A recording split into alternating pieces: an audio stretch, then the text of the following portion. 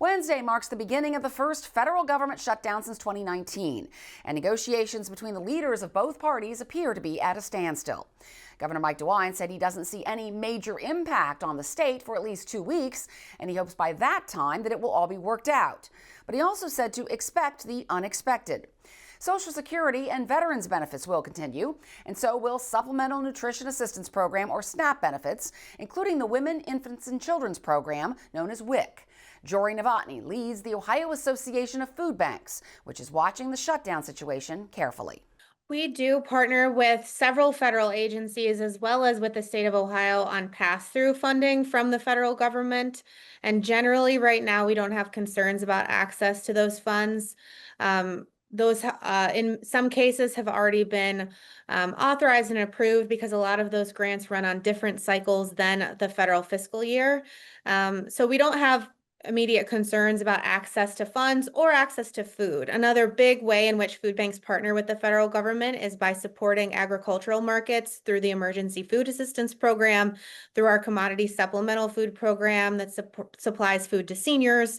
And we have delivery scheduled pretty far out, so we're not anticipating any delays or disruptions in access to those commodities either. Let me ask you about the populations that you serve. Many of them are on Supplemental Nutrition Assistance Program, SNAP, also on WIC for women, infants, and children. Those are programs that potentially could be affected by the federal government shutdown. Are you concerned about that? I'm not concerned right now, and I want to make sure that people have a measured approach to this, right? I don't want consumers and the general public to be unnecessarily concerned. We've very rarely seen long-term shutdowns that have led to actual impacts on public benefit access. So for October, folks should have a normal experience with SNAP and with WIC, the other programs that they count on. They should still be able to access those benefits, will be able to be issued.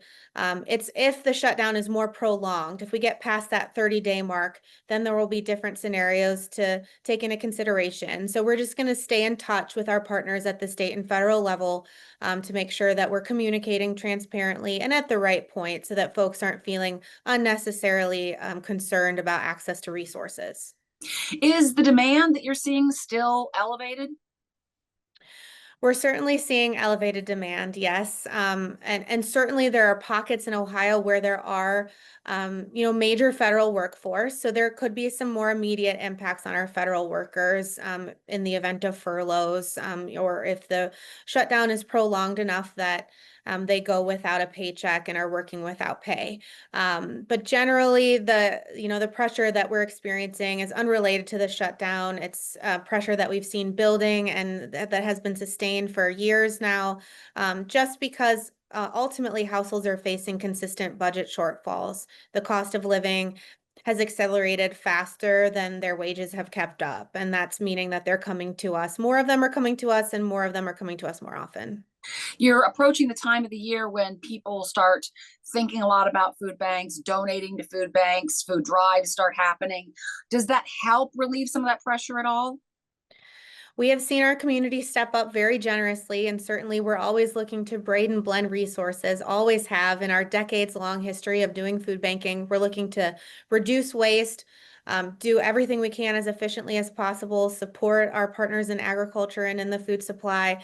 And we're lucky to have the generosity of volunteers who give their time as well as donors. So we've seen a lot of generosity in our communities.